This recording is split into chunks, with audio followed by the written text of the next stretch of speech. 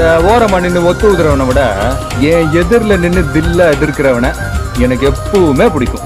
அதை விட ரொம்ப முக்கியம், ஜெயிக்க போறோம் தெரிஞ்சதுக்கு அப்புறம் ஜெயிக்கிறதுல அர்த்தமே இல்ல தல. வானம் கிடு கிடுங்க, பூமி நடு நடுங்க, எழுந்து ஆடலாம் தோழா. தேகம் துடி துடிக்க, ரத்தம் அனலடிக்க, வெற்றி சூடலாம் வாடா.